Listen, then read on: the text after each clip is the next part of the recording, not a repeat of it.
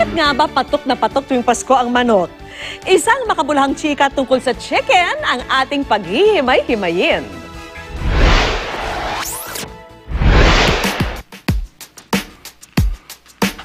Sa amoy pa lang, mapapapikit ka na. Sa malutong na balat, tatakamin ka na talaga. Kaya naman itong si Chef MJ Nicasio ng Apicious Culinary na carry away sa pagpapapak ng delicious manok.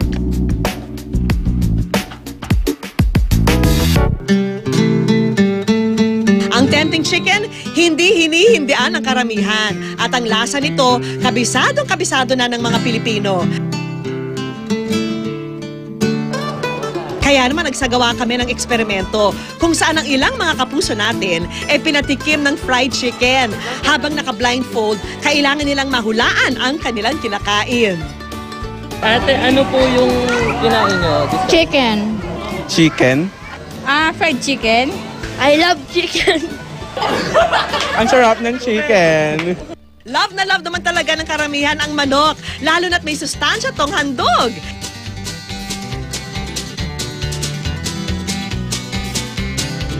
Siksik ang manok sa protina na importanteng building block ng bones, muscles, cartilage, skin at dugo. At dahil 3 days na lang at Pasko na, siguradong present na naman sa mga Noche Buena ang mga chicken recipe na pampamilya. Meron din kaming mga chicken recipe na ibabahagi. Pero bago ang pagluluto, dumiretso muna sa palengke si Chef MJ para mamili ng sariwang manok.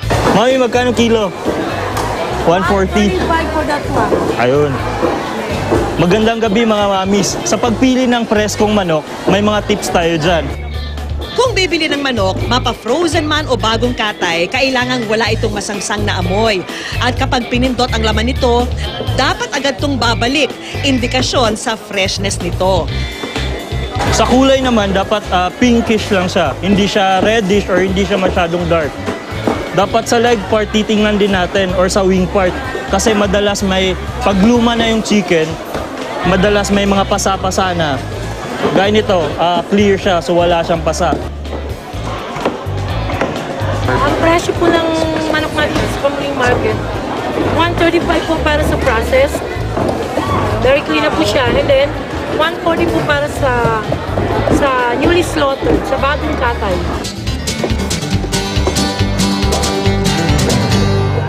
Hindi pa man bagong taon, magpapasabog na tayo. Pero hindi mga paputok ha, kundi ng kakaibang sarap at lasa. Halina't matakam sa unang pang Noche Buenang handog namin, ang Chicken Dynamite with Bacon Roll. Ang mga sangkap nito bukod sa manok ay garlic powder, onion powder, paminta at paprika, siling berde, bell pepper at syempre ang babalot sa sarap ng ating recipe, ang bacon. Sasabog ang sarap sa Chicken Dynamite Bites. Boom! Ang nahiwang laman ng manok, taktakan ng paprika, paminta, onion at garlic powder. Haluin ang mga sangkap. Pero kung gusto nyo i-marinate, Ipalaman ang seasoned chicken meat sa green sili na hiniwa sa gitna. Samahan din ang hiniwang bell pepper. At oras na para gawing pambalot ang bacon. Gumawa ng marami para mapagsaluhan ng buong pamilya. proseso po ng pagluluto dito sa ating Chicken Dynamite Bites, pwede pong iprito or pwede rin i-bake. Pagkasalansan sa tray, pwede na itong i-bake for 15 minutes. At pagkahango, pwede nang lantakan ang boom sarap ng Chicken Dynamite with Bacon Roll. For 130 pesos, hanggang 7 miyembro ng pamilya ang mabubusog nito.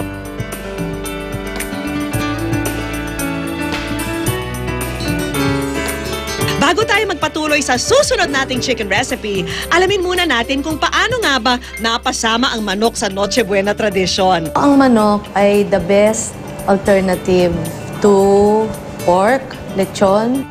Dekada 70 raw nang naging abot kaya ang mga lechong manok dahil sa mga nagsulputang chicken stand. Pero bukod sa lechong manok, ito pa ang level up na luto na manok pa rin ang star ingredient. That was back in the 70s when naging uso ang lechong manok. Nagkaroon ng sawa sa fried chicken Tapos, merong isang enterprising businessman na nag-start nung mga lechong manok stand. Pinahiram niya ng libre, pinakapital muna niya, tapos sabi niya, sige, subukan niyo, magbenta kayo. Nag-succeed. Lalo nang may isang brand ng manok na talagang very successful, di ba? Pagkatapos nun, sunod-sunod na. Pero bukod sa lechong manok, ito pa ang level up na luto na manok pa rin ang star ingredient. Presenting ang chicken in coffee sauce. Maghanda lang ng manok, coffee grains, raisins at dried apricots, plum juice, red wine at margarine. Gisingin natin ang yung taste buds sa next chicken recipe na gagawin natin na mas pinasarap ng kape. Unang i-marinate ang manok. Taktakan ng paminta at asin. Sunod ay halo ang wine at plum juice. After nating ma-marinate or mababad yung ating chicken, pwede na natin siyang igisa. Sa isang kawali, maglagay ng butter. Igisa ang sibuyas, pasas at apricots. Kung wala naman kayong raisin or apricot, pwede man kayong gumamit ng mga Pinoy na prutas gaya ng mangga, pinya, or kahit na anong available sa market. Pwede nang isama ang marinated na manok. Ang ginagamit kong parte ng manok ngayon ay halo-halo lang. Wala namang particular or specific na parte ng chicken. Basta hiwain lang natin ng medyo maliliit or bite size lang. At wala pong masasayang sa ating pinagbabara ng manok. Dahil ilalagay natin to sa ating chicken dish, gagawin natin siyang pinaka-sauce niya.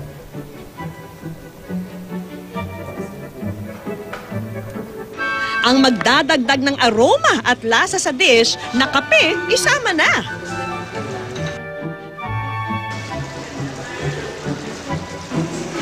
Kung ano to Maghintay lang ng ilang minuto hanggang maluto ang chicken. At good to go na ang inyong nakakagising na chicken recipe. Ang chicken and coffee sauce, 180 pesos lang. At pwede nang iulam para sa mas merry na kainan. O, nabusog na ba kayo? Sa lagay na yan, hindi pa kumpleto ang pamaskong handog ng Good News Kusina. Marami pa kaming chicken Noche Buena recipes na ituturo, kaya wait lang kayo.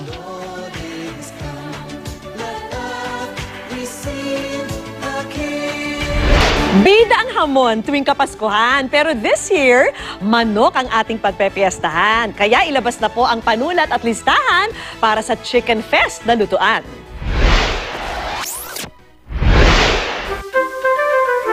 Advance Merry Christmas mga kapuso! 3 araw na lang at magsasalo-salo na tayo sa Noche Buena.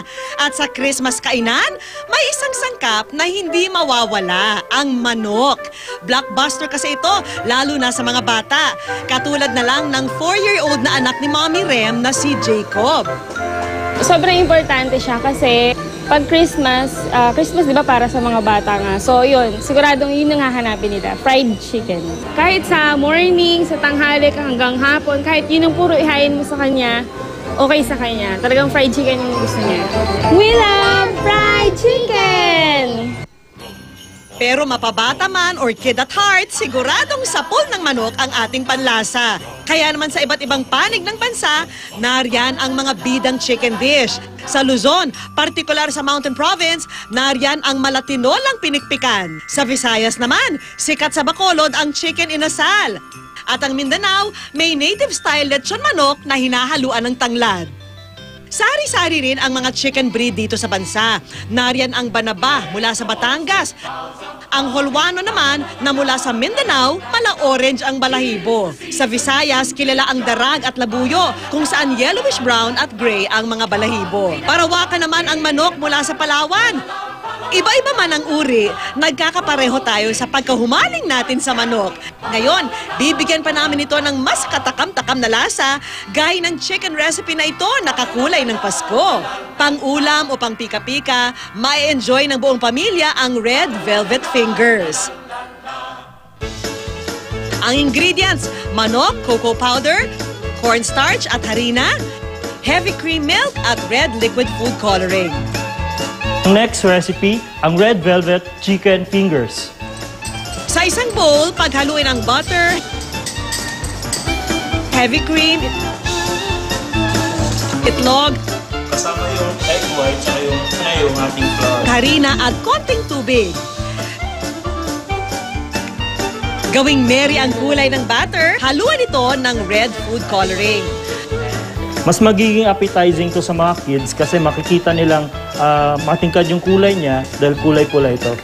Ang manok naman na hiniwa na, i-season with salt at konting paprika. Ang magiging lasa ng ating chicken finger ay magiging malat-alat siya. At the same time, medyo manamis-namis din dahil sa butter natin or sa mixture na to. Pwede nating dagdagan ng cocoa powder yung ating mixture. Pero optional lang to kung gusto nila ng may konting twist or may different na lasa yung ating chicken. Ang chicken meat, pagulungin na sa harina at isawsaw sa batter bago i-deep fry. The more, the merrier. Kaya gumawa ng marami para sa buong pamilya. Sa plating, pwedeng magdagdag ng lettuce o ibang leafy veggies para mag-complement sa kulay ng red velvet chicken fingers.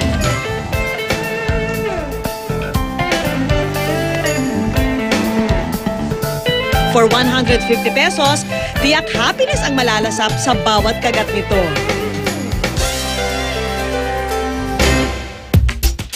Happiness din naman ang dulot ng manok pagdating sa kabuhayan ng isa nating kapuso na may sarili ng chicken stand. Tubong Mindanao si Rodel. Bukod sa regular na trabaho niya bilang accounting clerk, dagdag sa income niya ang negosyong ito. Paglipat ko sa Maynila, dinala ko na rin yung timpla ng manok doon na niluluto namin. So far, masarap naman po at marami pong gusto ng timpla namin. Isang araw po, kumikita ako ng mga 500 to 1,500. Pinipilahan ng mga parokyano ni Rodel ang kanyang original chicken recipe. At sa kanyang kita sa chicken stand, nakakapagpadala pa raw siya ng pera sa kanyang pamilya.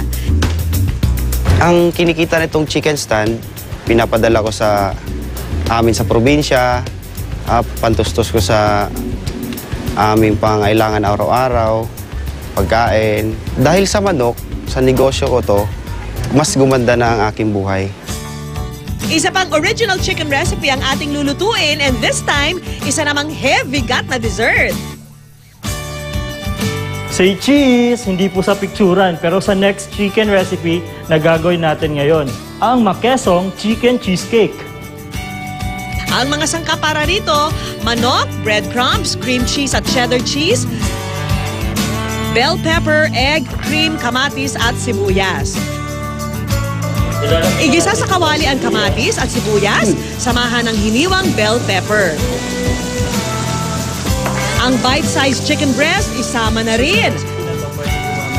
Taktakan ito ng paminta. Habang hinihintay nating maluto yung ating manok, pwede na nating i-mix yung ating cheesecake mixture. Unahin ulit natin sa mga... Sa isang bowl, pagsamahin ng heavy cream, itlog at cream cheese. Mas makeso, mas masaya, kaya dagdagan pa ito ng cheddar at parmesan cheese. Isama na sa ginisang manok ang nahalong cheese batter. Pagkahalo, ilipat na ito sa flat container.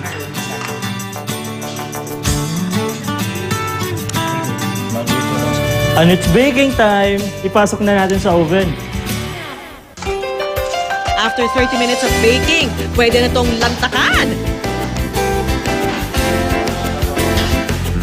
Sa halagang 250 pesos, 10 taon na ang mapapasay cheese sa makesong chicken cheesecake. Hindi naman kailangan na magarbo ang handaan sa Noche Buena. Ang tunay na diwa ng Kapaskuhan ay pagsasama-sama at pagsasalo-salo ng pamilya. Pero kung susundan po ang mga bagong chicken recipe na aming inihandog, ang inyong hapagkainan ay mapupuno ng manafiestang mga putahe na magaan sa bulsa.